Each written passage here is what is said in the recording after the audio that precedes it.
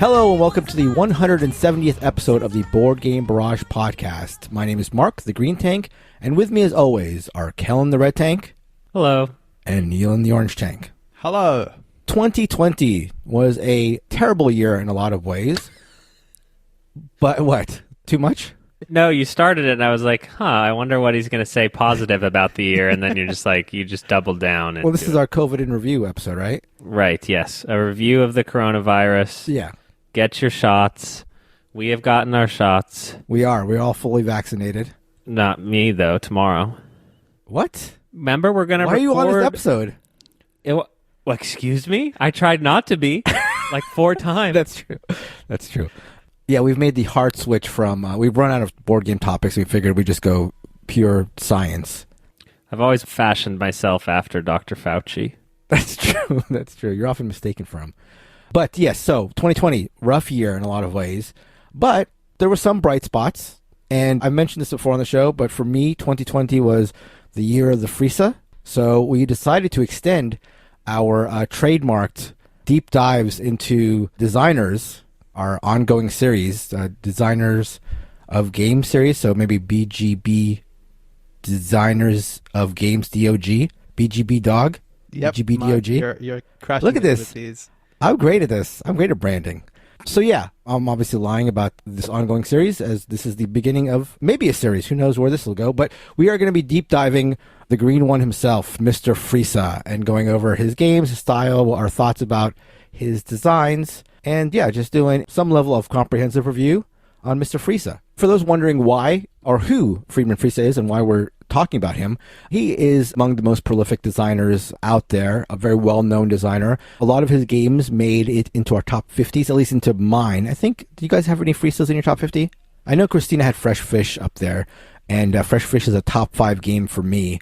He's known for his odd or interesting designs, again, been around for a long time, and his work sort of stretches the gamut from heavy economic games, of which he may have created the most well-known, to the Fabled mechanism of games, which is something he made out of whole cloth. So he's a very interesting designer in a lot of ways, and if you aren't familiar with his stuff, you might pick up some recommendations based on our discussion of him, and maybe you'll be interested. He's a really interesting guy. But before we do that, we are going to be talking about the games that we've played. Kellen is going to start us off with Kubb?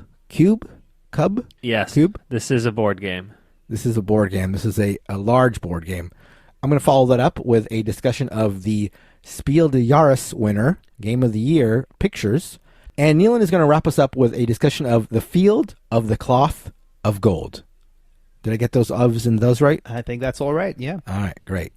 So, Kellen, kick us off with Kubb.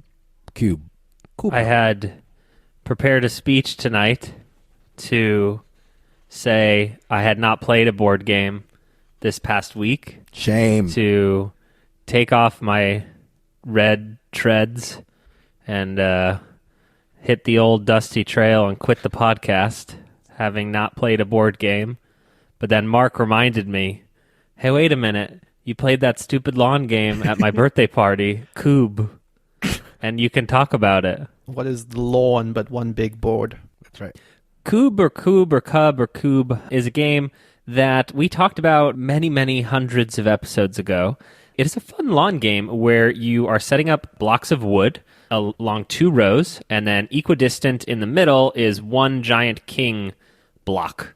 Players stand in teams of 2 behind their line of these wood blocks, and they are chucking these sticks, essentially cylindrical sticks, to try to knock over I don't know if they're cubs, I don't know what piece is what in this wood game, trying to hit the line across from them that their opponents are on. And they will throw 6 sticks, and if they knock any of them down, that team has to pick up that wood block and throw it back over into their opponent's side, where it is stood up, and then before they're allowed to hit any of the blocks on that back row, they have to hit down that new block that just got put up.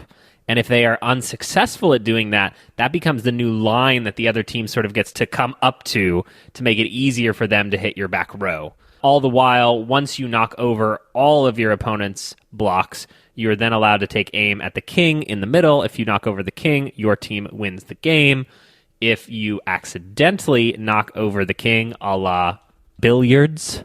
What is the difference between billiards and pool? They score and play completely different, actually. You might actually mean pool in terms of sinking the black ball.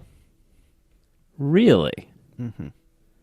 They score completely differently. Yeah, I mean, they're basically completely different games, just with the same mechanic. Really? Which one is the one where I get solids, you get stripes, and then you have to hit that black 8-ball in at the end? Pool. The one that almost Right. everyone in the world knows is pool. Oh. Very few people know how to play billiards.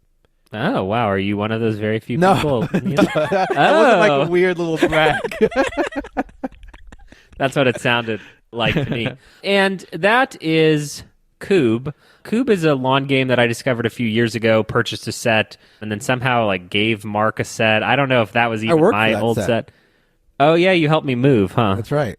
And then I said, I don't want this in my new apartment. Take this. No, more accurate, you said I have two of these, one full size and one mini size. You can have the mini one.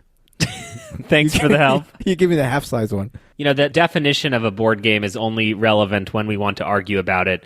And so the friendly competition of playing a game like this in the backyard is a ton of fun. I like that there's that added element of strategy when you're trying to decide where to throw a block that you have knocked over. And the tension and sort of seesaw back and forth is pretty funny, as it can seem pretty dire, but then if you get on a little streak, you can actually end up coming back from quite a few deficits, which is unfortunately what happened to me in my game of Kubb this weekend. And Mark is smiling because he wants to recount his victory here. He is about to brag, unlike Neelan, who doesn't know what billiards is. No, I really, really enjoy Kubb, whatever it is, Kubb for those who are looking for it. It's got like the cornhole thing where you're trying to throw something at something else, but that added twist of once you knock down one of your pieces, your opponents have to throw it past halfway and then knock it back down themselves, or your line of fire has like moved up, is such a cool twist. You know, and it's not a lot of rules, so you don't have to worry about like getting annoying about having this long rules explanation. It's just one twist that makes it just a lot more interesting, I think. Yeah, because I think the one little thing that suddenly adds is kind of this almost this little consideration of like, okay, do I want to throw it closer to us or like closer to the king? So it's like there's this balance of how far do I think they could easily hit it versus how much ground do I seek to gain if we move the line forward? And I love that. And then that's always just messed up by your ability to actually throw the cube that distance.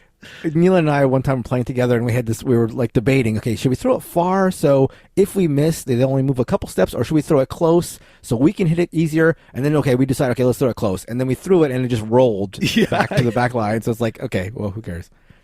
So that is a good lawn game if you're looking for one that is not just cornhole. A little bit more strategy, I would say, though I do love cornhole, and maybe that should be my featured game next week when I'm still too busy at work to play board games. But that is Kubb, Kubb, if you want to look into it. It's a fun one. I got a chance to play Spiel des Jahres winner, so that is the award given out for the Game of the Year in Germany, which is sort of the default Game of the Year among board games. This is Pictures. This went up against Nova Luna, which is one of our favorite games from last year, and My City by the Doctor himself, which we have not played yet, but I've heard good things about. Anyway, Pictures is a party game, really, and it's got a lot of aspects to it that you will find familiar with other party picture type games, but with some interesting twists. The way it works is there are 16 pictures laid out in a 4x4 row. So along one side it's A through D, and along the other side it's 1 through 4. So one picture is D4 and another picture is A1 or whatever. And these pictures Nice, I liked it. And these pictures are all photos. There's nothing abstract about them. They're just straight out photos. You know, they're artistically taken in some respects, but they are just standard photos. And then everybody is given a set of instruments, some type of media, in order to try to get the rest of the table to guess the picture that they have been assigned. You pull a token out of a bag, the token says B3, and then that's the picture you're trying to get everybody around the table to guess. So the 5 types of media that you're given are a set of sort of like construction blocks, wooden construction blocks, some cards with line drawings, maybe a line drawing of a house or a 4-leaf clover or a soccer ball or a shark. So it's just like a little handful of cards. Another one is a set of colored cubes with a little frame that fit exactly 3x3 cubes, so like 9 cubes in a 3x3 square. And you have to use those cubes in order to represent the picture that you are trying to get people to guess. So if it's got like, say, a blue sky, you may put like blue cubes along the top and then try to represent the rest of the picture with the other 6 cubes. There is 2 shoelaces, and there are literally sticks and stones is one of them. And so everybody tries to construct, using their pieces or their objects, construct something that will be evocative of the picture they've been assigned. Once everybody's done with their tools, everybody guesses, and the pictures are revealed. And then it's sort of the standard Dixit type scoring where everybody who guesses yours gets 1 point for making the correct guess, and you get a point for everybody who guessed it correctly. So it's a thing where everybody wants everybody to guess theirs correctly. And then once you're done, once you've gone around the table once, you pass the instruments you've been using to the player to your right or to your left, and everybody gets a shot with a new set of instruments, and the game lasts, in our case, in a 5-player game, 5 rounds, so everybody gets to use everything once. And that is pictures. Simple as that. Neelan played this with me at the aforementioned birthday party. What do you think of pictures, Neelan? I liked it. I have to admit that when we started going through the setup and the rules for it, I had this kind of what is this game reaction, because we had played this game called Stringamajig a couple of weeks ago that we haven't spoken about, where we haven't spoken about it for good reason. Right. We're using shoelace to describe objects, and like I saw the shoelace in the game thinking like, oh my god, I'm getting these intense Stringamajig flashbacks, because Stringamajig is not a good game. Yeah. But pictures kind of is, and I think that the reason it works is because you're precisely forced to use each of those things exactly once, so you get to try each of them, you get to sort of look at the way someone else is using one of those mediums and then think to yourself, oh, I could do that better, until it gets to you, and then you realize that any braggadocious thoughts you had are completely flawed, because when it actually gets to you, you're terrible at doing it. Right. Because none of the medium, by design, is that great at representing anything perfectly. I do think some of them are better than others, which is a shame. I do think the shoelace is pretty bad. But it also depends on the card you are dealt. Exactly. Like, if you get like a stop sign, you could try to do like an octagon shape and, you'll be okay. But, you may get like a fruit stand or something, and then it's much harder to. Right. It's a party game. And I think I would be surprised if any one of these 5 types of clue-giving objects has not already been represented in another game. Oh, sure, yeah. Like, obviously, Stringamajig, we've already talked about. There's shoelaces. Cards to represent pictures is something that's been done. Building blocks.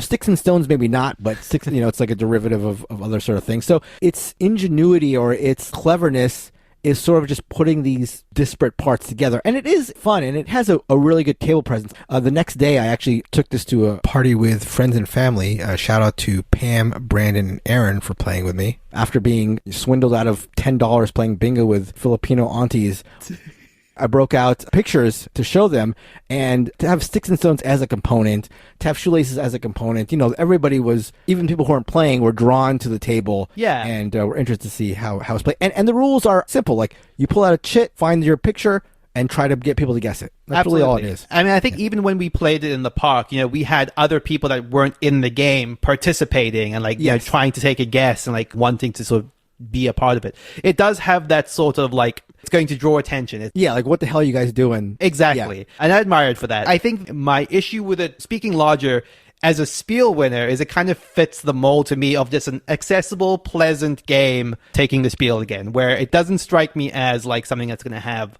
longevity. It also, like you said, it feels like a little bit like an amalgamation of stuff that's been done before. Yes. But I think it's good at what it is. It's just not outstanding. He's clutching his Nova Luna box. That's the thing. Exactly. Can't Nova see Luna was robbed right now. I have 2 questions. One, the cynic in me says that this game started as a letter to their factory. Said, what do you got lying around, friends? Do you feel like the mediums are curated enough that it's very deliberate? Those are the mediums, they're relatively balanced. I know you said some are a little harder. Or could it have been that email that I just mentioned? I think it could have been the email for sure. Honestly, it could have been the email. I could definitely see, we printed a bunch of, boxes of Lincoln Logs, and here's what we got left over. Do you want them? And then 2, are the photographs that are in the game in any way, that we couldn't all bring our family photographs from vacation and, do our own BGB pictures edition? I think you could. I think they're all landscapes, more or less, right? But as long as you're fitting that mold, then yeah. There's something funny about the idea that we're having a pictures party. Everyone has to bring 4 pictures and a medium. Yeah, and then we play our own. You just invented 10 a out Spiel of winner. 10. Yeah. Thank you. Yeah, I came up with it before them, but I forgot to print. Yeah, they never returned my email. It's not my favorite party game of all time, but, if I'm going to a party with non-gamers, I think the table appeal is plenty to warrant it being brought. But you have that Mark, right? Like, that's the Mark thing, where, like, you would love to open the box and then pull out, like, heart-shaped magnets to the oohs and ahs of the board gamers around. Like, did you know what was in this box? Excuse me, please refer to it by its Christian name, Hearts of Attraction. I can't believe you would give it short shrift. But that's a you thing. Fair? Yeah, no, for sure. I think it's a lot of people thing. Check this out. The twist. Everybody likes to show. It's just like when you were teaching us Box of Rocks at Gen Con, and I was like trying to eat dinner, and you were so excited. It's a box of rocks. I get it, Mark. It's a box of rocks. Well, this is a box of sticks and stones. Anyhow, that is Pictures by Christian Storr and Daniela Storr. Neelan, tell us about the Field of the Cloth and... No, I've forgotten it. The Field of the Cloth of Gold. The Field of the Cloth of Gold. So this is a game by Amabel Holland of Hollandspiel. I'm not super familiar with a lot of their designs. This is maybe only the second one of theirs that I've played. The Field of the Cloth of Gold is actually apparently a real event that happened between like French and English kings. There was just like a day of celebration. So it is a game of these two kings showing up on like one big field, and then there's like tournaments and gift giving and all that sort of jazz. And the way that this plays, this is a 2-player game that has an almost small Euro type feel to it. This is a very slight, very small filler game, but one that is quite delightful. Each player has 2 markers, and then there are 7 action spots on the board. Below most of these action spots is a randomly drawn colored tile. There are 4 colors of tiles in the game. There's yellow, blue, red, and white. And each of those tiles scores in different ways. So generally speaking, you are going to place your marker onto a spot, take the tile as under that spot, and crucially, you're actually going to give that tile to the other player. So anytime you take an action, you're gifting a tile to a player in a way that is to their benefit. Then, depending on the action you took, you're either going to reveal some tiles that you might have hidden in your hand, because there's a distinction between tiles you have in your hand and tiles that are public information in your court, and then score them based on the action you took. So I think the easiest way to break this down is actually just to very quickly go through all of the actions. So you'll start the game with 2 cards in your hand, and the gold action space, for example, says, okay, reveal all gold tiles in your hand. So you take them all out of your hand, you put them in your court, and if you now have more gold tiles than the other player, score 2 points. That's the gold action. The red action is kind of a jousting thing. You're going to reveal all the red tiles you have in your hand, and then you're both going to score a point each for the red tiles you have revealed. Whenever you take an action, the other player doesn't reveal new tiles from their hand, so you always know going into an action what the outcome is going to be. The white action is reveal all the white tiles, get a point each. Blue tiles score like 1, 3, 6 if you have 1, 2, or 3 of them.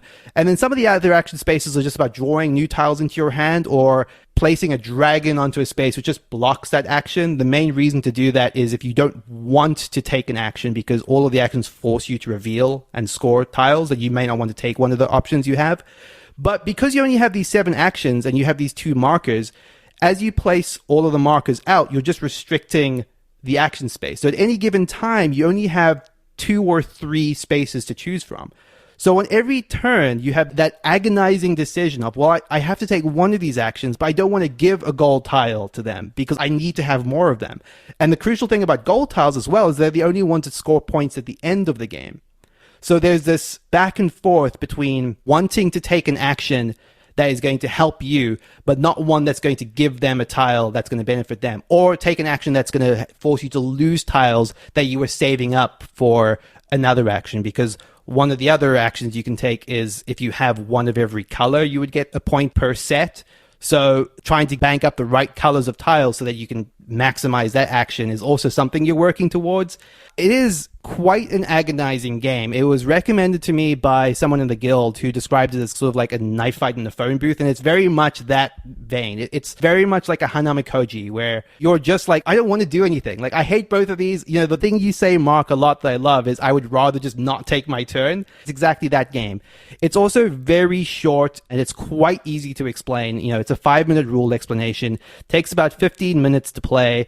we ran it back 3 times in a row. And one of the things I think that's quite cool about it is there's this one little twist to the game, which is when the game ends, depending on what scoring row you're in, how far your scoring marker is advanced, that's how many points gold tiles are worth. So if you've scored less during the game, you'll get more points for your gold tiles.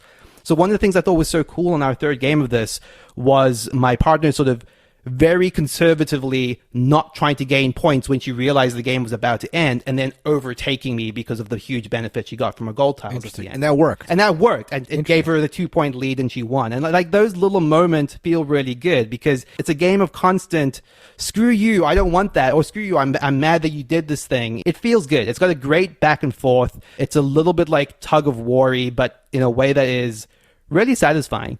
So based on your explanation, and I'm just looking at a picture of the board, it's a situation where, if you know your opponent is leading in something, you could just have one of your pieces sit on that spot. Absolutely. And they could never score it. Totally. And that is actually something you could literally do for the entire game. You could have one of your markers on the score white tiles because you see they have 5 white tiles and just never touch it. Never move it. It's obviously limiting your options, but that is one of the trade-offs. I think it's great. I think I have to say that it is a very slight, very small filler game. I know that Hollandspiel are selling it for, I think, in the vicinity of like $40 with shipping, and that strikes me as a little bit too much. I did the print and play, which is a $12 print and play.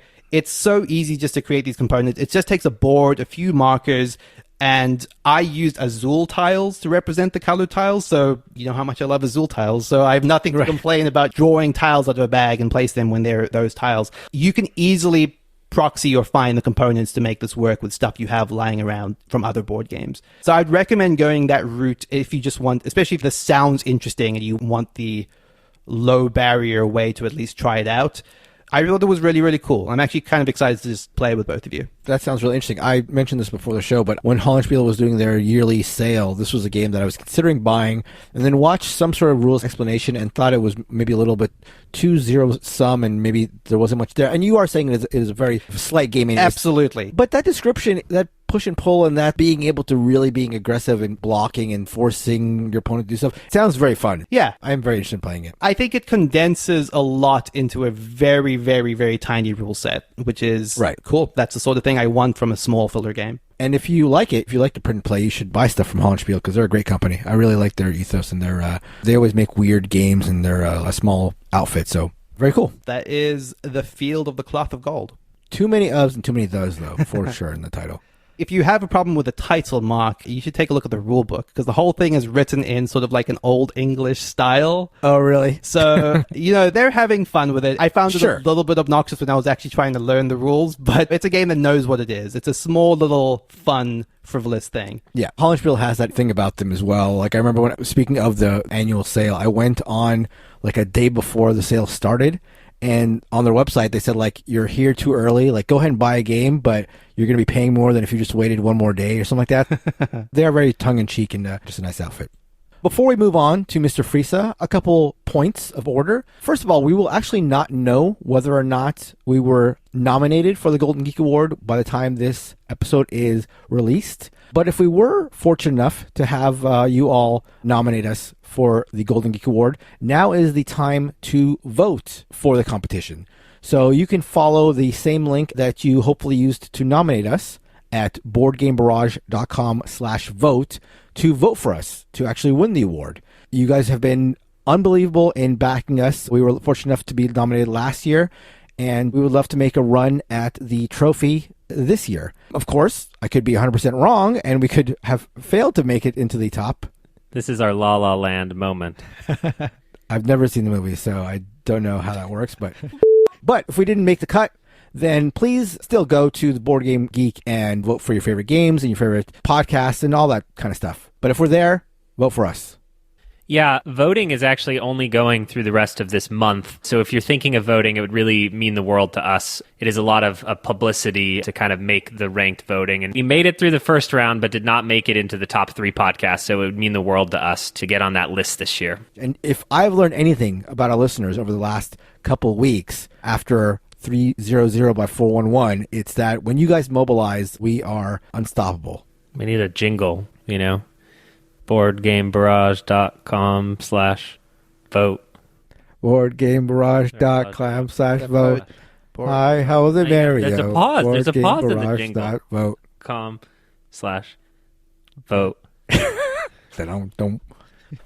And whether or not we win the Golden Geek Award for Best Podcast, I'll tell you what we are going to win on Sunday the 25th. Our big showdown against the gang across the pond. That's right. It's the matchup you've all been dying for. BGB versus SUSD. So for those who may not be familiar, SUSD is Shut Up and Sit Down, a very small board game podcast. We're doing them a favor by appearing at their little digital convention that all the board game publishers are interested in. And so, we thought, oh yeah, you can put our name on your poster, on your flyers. We'll be there. No problem. That's Shut Up and Sit Down if you're interested in supporting small YouTube channels. I've seen some of Quine's stuff. It's pretty okay. We are obviously joking. We love all the folks over there at Shut Up and Sit Down, and they are putting on their digital convention, Aw Shucks, the weekend of the 23rd through the 25th. They put on a couple online conventions last year that we were fortunate enough to participate in and had a lot of fun. They always put on a great show. They know what they're doing. And so we are going to be going up against them, BGB versus SUSD, playing Decrypto. If you want to catch the big title bout, that will be at 2:30 Pacific, 5:30 Eastern on the 25th. And yeah, I expect the BGBers, the bugbears, to be out in force. I know that the name of our listeners is still a topic of contention, but I'm just going to call it out for the bugbears now. Let's have a strong showing, and we'll come away with the title. You guys excited about going up against Shut Up and Sit Down? I'm always excited at every opportunity to win Decrypto, so... I immediately started thinking about how you can try hard the out of the rules of Decrypto. I have this fear that you're going to be that guy, Kellen. I'm not going to lie. Me? I'm not going to lie. I'm that guy? What about you? You are that sir? guy. Aren't you that guy? I think Kellen's I'm the that guy? You are that guy when it comes to Decrypto. I read the rule book, guys. Actually, you know what? That's right. Whatever it takes to win. We're going letter of the law. Fine print. So yeah, tune in on the 25th at Aw Shucks when we go up against Shut Up and Sit Down in a game of Decrypto. So very, very, very excited about that. That should be a blast. Now on to our feature topic. We are going to be talking about the life and times and games of Friedemann Friese. So we haven't done one of these deep dives before, so we're going to be sort of feeling our way through this. But I'm not going to start out with the whole, Webster's Dictionary defines sort of thing. But it is interesting to note that Friedemann Friese was born on June 5th, 1970, which is Friday the 5th, which is very appropriate because Friedemann is all about the letter F. He's all about the color green. He's all about the letter F. This is a theme that is, for a guy who bounces around themes and mechanisms and all that kind of stuff, one thing that is constant with all his games is they're going to start with the letter F, at least in German, and they're going to be green. So I just thought it was funny that he was born on Friday the 5th. Anyhow, Friedemann Friese is known, as we mentioned before, for his eclectic use of mechanisms. And sort of doing some research about him, I stumbled upon a couple talks he had about the way he likes to create games.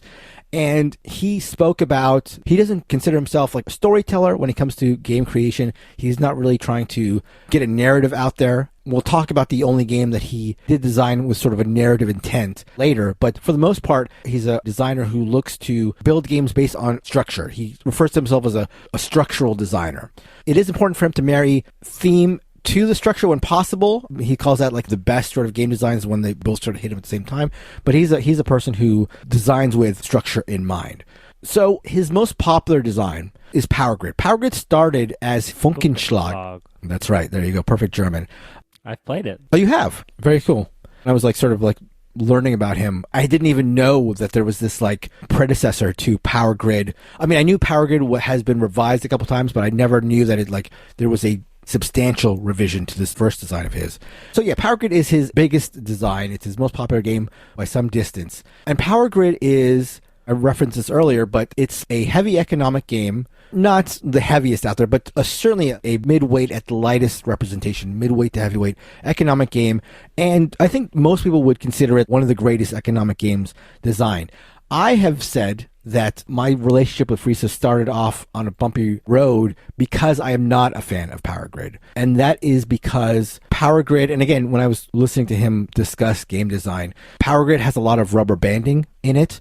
And he was talking about how important rubber banding is when it comes to introducing a game that has, especially an auction element, because Power Grid has a very heavy auction element where you're bidding on power plants to power whatever map you're on and get income. You're building power plants and you're trying to gain the resources to run the power plants and making money from running the power plants to buy more resources, to buy more power plants, to get more money, and you're just building this engine and just trying to expand on it as much as you can. But in bidding for the power plants, his concern was that auctions are sort of scary to novices because they are concerned about whether or not they're going to bid a terrible number. And the way he sort of tried to curtail that is by making it so that the last player to successfully bid on a power plant gets the power plant for the printed number on the power plant. So every power plant has a number on it, which represents the minimum bid, and whoever doesn't buy a power plant in the auction gets one for the minimum bid. And so that was a way sort of to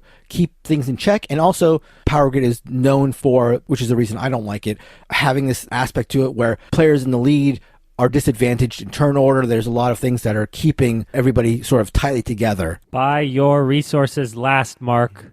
You will lose, and that's awesome. How many times can you say, and that's why I don't like Power Grid? Power Grid is great, okay? Power Grid is a heavy economic game with very minimal rules that has really fascinating auctions where there's these different types of power plants, right? Where they have different levels of efficiency and where there's sort of like electric power plants that don't require any fuel, but they don't power that much. And then there is sort of dirty power where it costs a lot of resources and energy, but you also get a lot out of it. And so the relationship between the commodities market where it's like, oh, Nealon is really going heavy into coal, so I need to analyze the market and find a power plant that's going to use a different type of resource. I need to go into oil.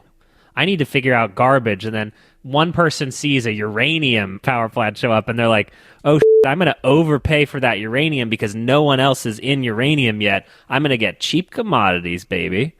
At the end of the day, there is a lot of math. My friend's copy of Power Grid had 5 calculators in it for the 5 players for the last few turns of the game. But I think what's interesting, Mark, is that you mentioned that Friese is all about sort of mirroring the mechanisms to the theme as opposed to like creating a theme. And then the rubber banding in Power Grid is what you dislike about it from a thematic perspective, which is to just say that you don't really want to be in first place until that right moment, which makes no sense for an economic game. It's like right. Kind of sit in second, third place, but be ready to bounce up at the right moment to where you're not being punished with all the rubber banding that goes on in the game. Right, exactly. So he strikes me as a designer who is willing to forgo thematic ties in order to make the game, whatever he's trying to do, make it more accessible, which I think was the case in Power Grid, or make it try to test out the mechanism, which is another theme in Friese games. I think the most obvious analogy or character to portray him as in terms of like the collective board game designers is the mad scientist. I mean, it's obvious down to his green hair. He's dyed his hair green for years and years and years because it's his favorite color. So he even has the mad scientist look, but it is very apt because he is a guy who will be interested in a mechanism or a spin on a mechanism and just dive into it. He strikes me as a designer who is less interested in iteration to get like the purest version of a design, and more of like a guy who thinks about something, will maybe make a couple designs in that sphere, maybe iterate on it a little bit, but these iterations are more like large scale iterations. They're not fine-tune, where you might get with Knizia, where he like has a ton of designs and a lot of them are fine-tuning previous ideas, or a lot of Knizia designs are just like stripped down to the barest bits. Friese is without a doubt a solid designer. His games are very sound, mathematically sound. He's studied math, and it shows. Like, whenever I play a Friese game, I'm not sure whether or not I'm going to love it, but I know it's going to strike me as a game that feels solid, feels like well built. This ties into what you're saying about his almost like mad scientist vibe. The thing that most comes to my mind when I think of a Friese game is that they're generally pretty quirky. Like you said, almost like he has this idea and he will just like barrel down with it. He won't necessarily optimize it or reduce it or refine it to the point of perfection, it will just still feel a little bit like this is just some crazy idea I had. I made the tuned version of this game, but it doesn't have all of the edges worn off necessarily. Absolutely. Which is actually why I always like Power Grid strikes me as a little bit, at least in my limited experience of his games, is kind of like this odd one out. Because it does feel like it's very tightly married to this dry economic theme. It's also one of his heavier games, and I've only played it once or twice, but it just strikes me as like the most regular board game of his designs. And it also doesn't begin with an F in English, so it kind of feels a little bit like the odd one out to me, despite it being like the most seminal Friese design to some extent. And I think it is. I think it is the odd one out. And I think it sort of is like the practical side of what Power Grid is, because I think Power Grid is the game that sort of gave him the blank check to make other games. It is the game, I think, that funds his, at least, ability to make designs early, because it was such a success. It put him on the map, and it also sold very well. And I think it, in a very real, very practical, very like dollars in hand sort of situation, allowed him to try things. And now he is one of the few professional designers. He does it for a living, and I think just the financial success of Power Grid and this critical success fueled it. And when he talks about Power Grid, he talks about it like, I made this so that beginners had a chance, or it was attractive to beginners. He did consider it, I think, with Power Grid more than a lot of other games, I think. I think that we would be remiss not to mention two things in the Mad Scientist section of the Friedemann Friese discussion, which is one, his game Copycat, which is fantastic because he put himself on the cover,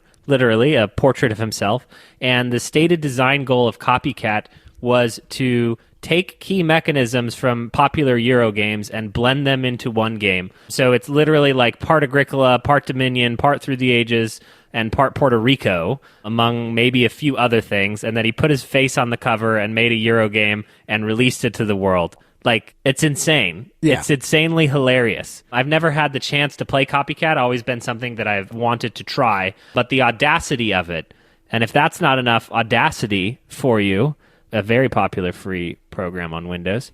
Another display of his audacity is a game called 504 that came out in 2015, where he made 9 different modules that each module could be in the hero position, the secondary position, or the tertiary position to make 504 different games. So, ergo, one of those modules, pick up and deliver, race, majority, military, exploration, but then they could be in any order. So it could be a race game with this military in the middle, and it scores like this. And so literally, if you go on BGG on the 504 thing, it's a bunch of people going, hey, what did you guys think of game 214? Hey, my favorite game is 374.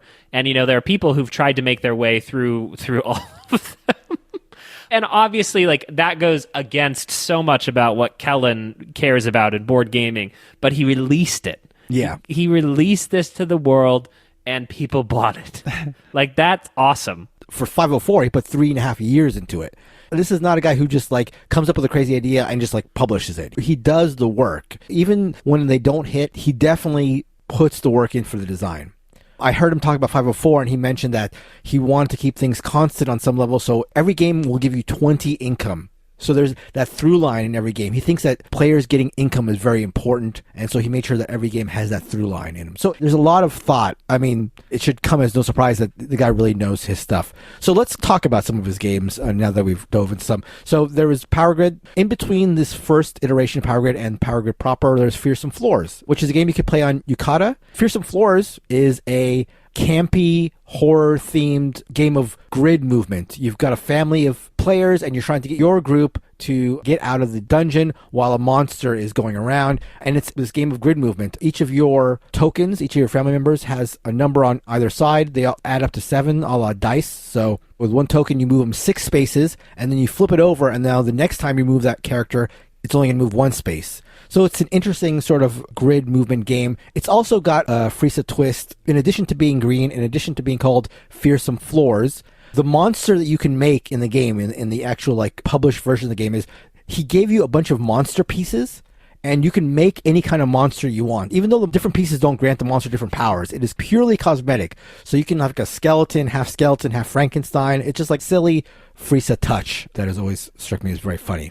A couple years later, he made Fauna, which later morphed into Terra, which morphed into America. These are his version of trivia games.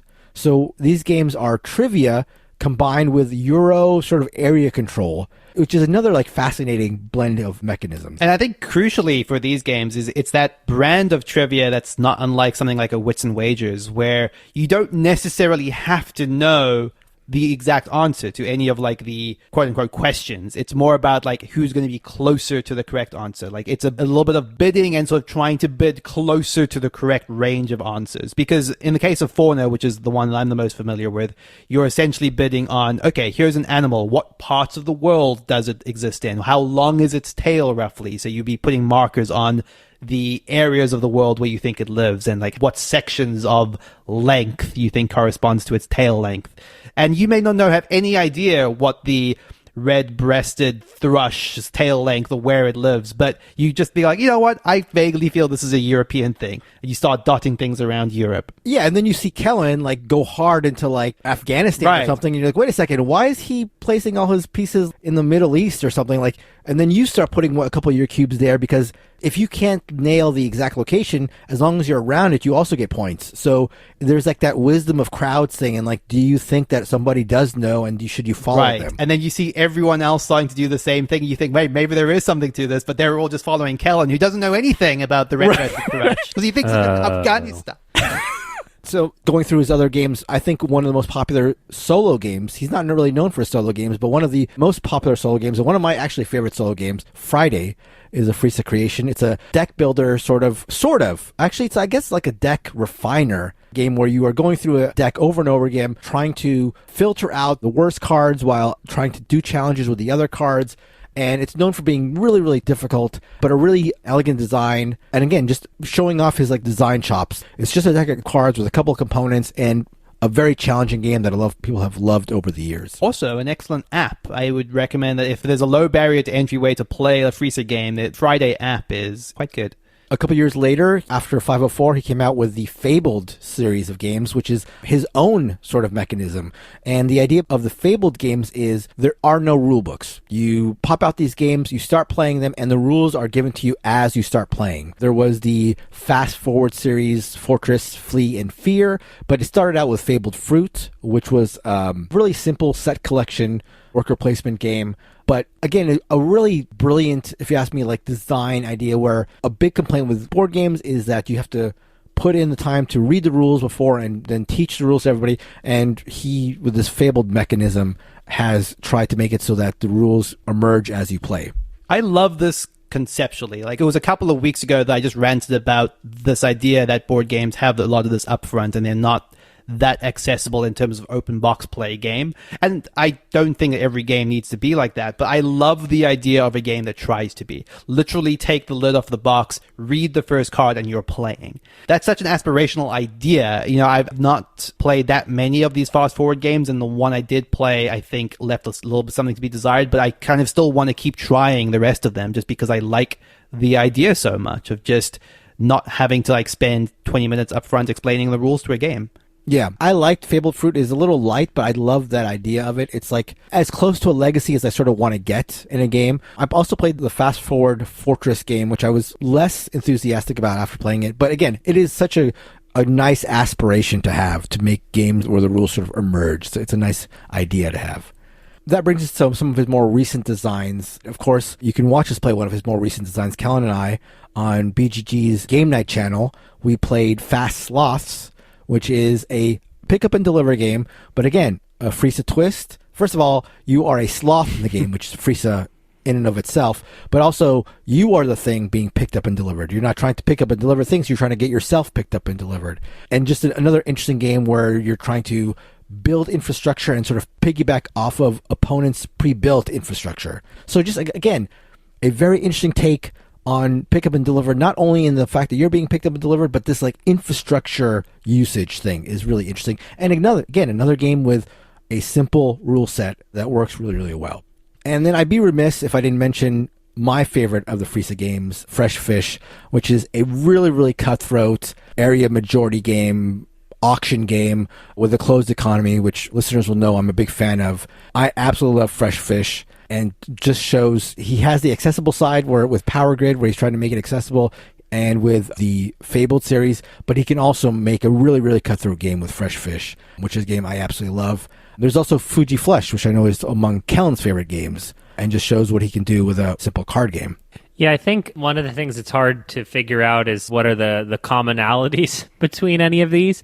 I think one of the ways that you level up in the board game hobby, so to speak, is through sort of following designers. I think about it like movies. You follow actors, and then sometimes you start following the directors. Like when you start going, okay, I know what an Uwe Rosenberg game is like. I know what a Vital Lacerda game is like. Friese is not one that I could really clarify for you in a nice, concise way what it's like, beyond saying that they're always quite interesting. I recently covered Fearsome, and just a commitment to oddity that permeates the whole thing, and so you're always going to be interested. One that I would call out there is and I know this is an app on iOS, it's Finished. It is a solo game that many people kind of move on to after Friday. It's very weird, and the app is a good way to do it because it's a little confusing, but I've probably played it 4 or 5 times and had a really good time in that app form. So if you've not tried Finished, that's perhaps another good way to just jump in and see something. But Fuji Flush, yes, is a card game that should be in every home. It should replace Uno, and you can all get on the 2-chew train with the Board Game Barrage crew. And to close it out, I'm going to talk about the game very briefly that I mentioned that was his one attempt to make a game with sort of a narrative hook. And this is Funny Friends. This is a game that I own but have yet to play. But it's basically been described as the game of life, if you're familiar with the game of life, but with sex, drugs, and alcohol. It's a game where you're going from puberty to like your mid-30s, and you are trying to achieve life goals, and your life goals can be like outlandish, not safe for work sort of life goals. Ooh, kinky. It's not a super highly well-regarded game, but it does have that Friese sort of feeling to it, that sort of like offbeat outsider vibe to it. So one of these days we've got to play Funny Friends. If you guys aren't familiar, you should go onto the BGG page and check it out. I'm reading the description and looking at some of the pictures, and it's definitely a trip. Yeah. So yeah, what do you guys feel about Friese? What are your thoughts when you think of Friedemann Friese? I think the thing that I want to emphasize is something, bouncing off something like Kellen said, is that he is such an eclectic designer, and one of the most interesting journeys you can have in the board game hobby is just jumping in with a game from a designer and then sort of trying another one of theirs and just trying to see like the commonalities. Or in the case of Friese, just like almost the commonality in how little they have in common. And for me, like that entry point, and the one that I've been recommending to people the most recently, is Sloths. Sloths is probably my favorite of his. It is a very, very accessible game that doesn't quite feel like anything. Like, despite being broadly a pick up and deliver game, it doesn't feel like one, because it's about, like Mark was saying, it's about utilizing the board in a way that best suits you and arranging the transportation, which are other animals in the case of Sloths, in a way that best suits you but hurts other players, or bouncing off of like the infrastructure that they've set up in order to get yourself to the finish line before them.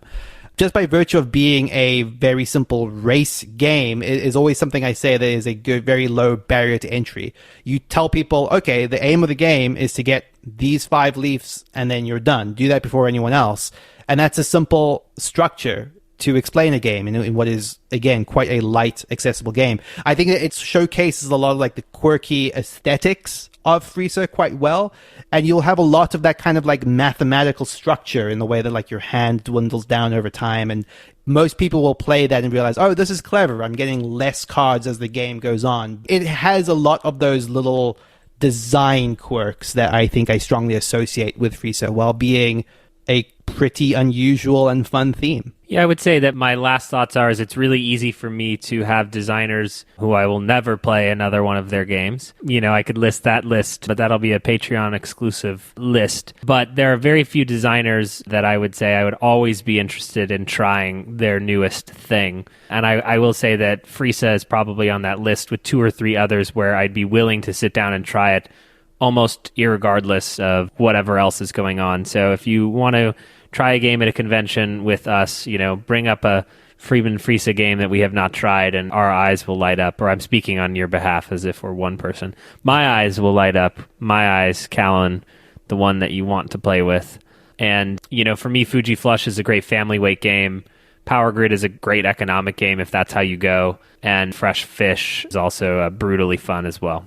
And yeah, if you want to do that at a convention, you're probably going to be able to because this guy has 108 design credits. So it's very likely that if you bring a game up to us, we will have not played it. So that will wrap us up for our first BGB DOG, Designer of Games. You like it, Kellen? Yes. I think it's going to stick. Yeah. And that's going to wrap us up for the show. As always, you can find us on all forms of social media. You can vote for us in the Golden Geek Awards at boardgamebarrage.com/vote. And you can see us going up against Shut Up and Sit Down this Sunday, the 25th at 2:30 Pacific, 5:30 Eastern. Come for the convention. Check them out starting the 23rd. They put on a great, great show. But definitely be there when we go up against Shut Up and Sit Down playing Decrypto. We'd love to have you in the virtual audience cheering us on because they definitely have the home court advantage. Thank you as always to Heart Society for our intro and outro song, What's on Your Mind, Kid? And until next week, vote. BoardGameBarrage.com/vote for Golden Geek and watch us on the 25th. See ya. Bye-bye. Bye.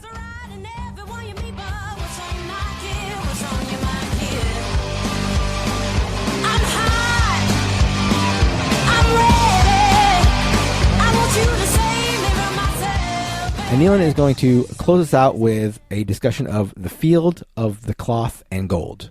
Get that right? What? Of gold.